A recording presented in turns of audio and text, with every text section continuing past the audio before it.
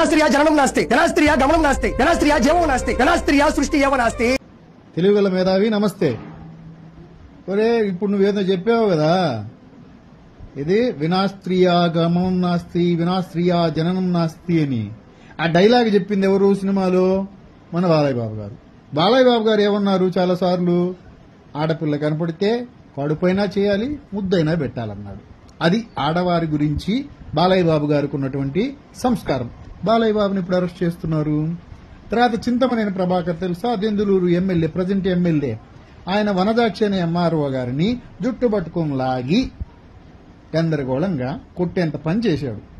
ఆయన ఎప్పుడు అరెస్ట్ చేస్తారు? అప్పుడు నుండి మన గవర్నమెంటే కదా, టీడీపీయే కదా, అప్పుడు అరెస్ట్ చేయలేదే. అప్పుడు ఆడవాళ్లకి ఉన్న గౌరవ విలువలు, గౌరవ మర్యాదలు కనపడలేదంటారు నీక?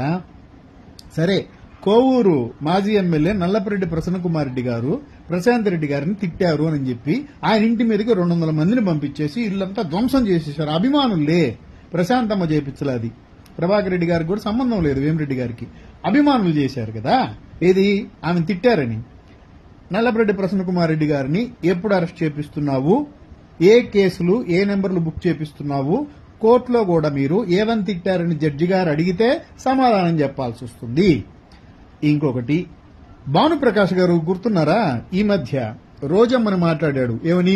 2000 రూపాయల కోసం ఏ పనైనా చేస్తుంది రోజమ్మ అని చెప్పి రోజమ్మని మాట్లాడారు. మరి రోజమ్మ గారిని తిట్టినటువంటి భానుప్రకాష్ గారి ఇంటి మీదకి వైసీపీ అభిమానులు పోయి దాడి చేసి ధ్వంసం చేస్తే కరెక్టేనా? ఒప్పుకుంటారా మీ కూటమి ప్రభుత్వం వాళ్ళు? లేదు. ఆయన్ని ఎప్పుడు అరెస్ట్ చేస్తున్నారు? సరేనా?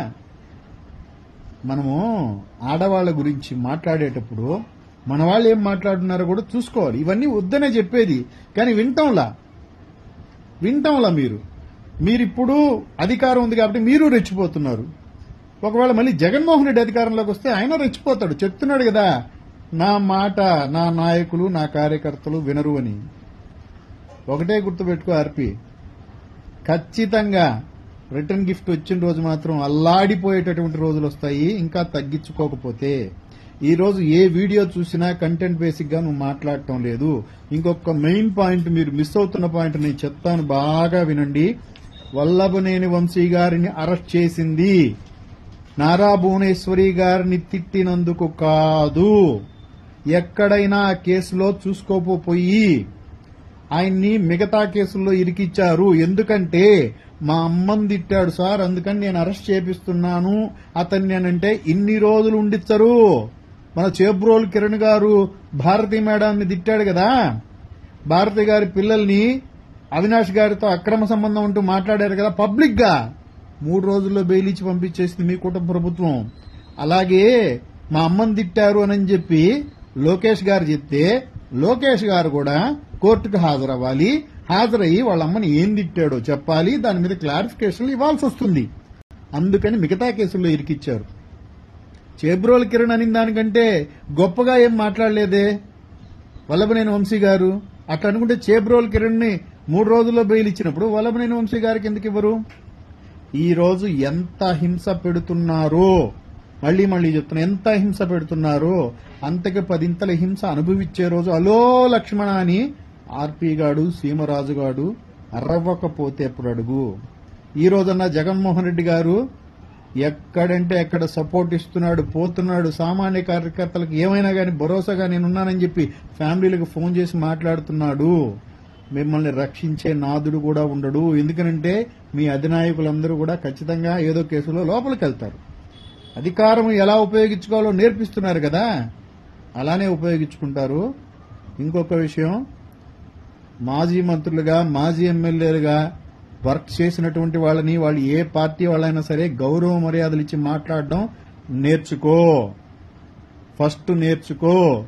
రాజకీయాల్లో డి గ్రేడ్ ఫెలోగా ఉండొద్దు.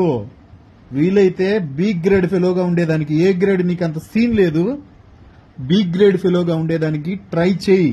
మళ్లీ చెప్తున్నా, బి గ్రేడ్ ఫెలోగా ఉండేదానికి ట్రై చేయి. డి గ్రేడ్ ఫెలోగా ఉండొద్దు. సరేనా? ఇంకొక విషయం, కొడాలి నాని గారిని వల్లభనేని వంశీ గారిని తిట్టు 1-2 రోజులు, 1 నెల అంతే. కానీ అదే పనిగా టార్గెట్ చేసి ఎంత నీచంగా ఎంత కిండలుగా మాట్లాడున్నావో ప్రతి వీడియో నువ్వు అనుకుంటున్నావు అలా వాళ్ళిద్దరి గురించి ఒక్కసారి అడిగి నీ టీడీపీలోనే అడిగి కనుక్కో, తెలుగుదేశం పార్టీలోనే కొంతమందిని అడిగి కనుక్కో. వల్లభనేని వంశీ గారు, కొడాల నాని గారు ఎలాంటి పగ మనసులో పెట్టుకుంటారో కొంచెం జాగ్రత్త పడు. వాళ్ళ కాళ్ల మీద పడే రోజు వస్తుంది.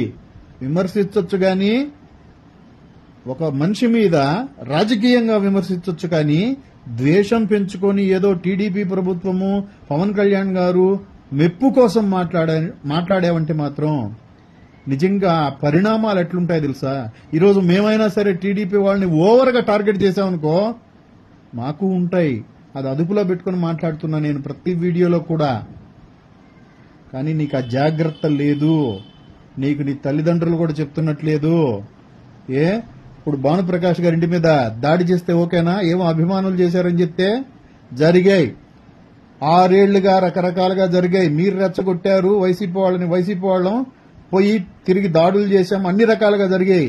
ఇంకా ఆపుతాము అని చెప్పి నీతులు చెప్పి కానీ పాటించటం లేదు. చూడు, 2027 ఎలక్షన్స్ వస్తున్నాయి. అక్టోబర్ నవంబర్లో చాలా తక్కువ రోజులు ఉన్నాయి. నీకు కళ తెలుసుకోకపోతే జాగ్రత్త, నీ ఇష్టం.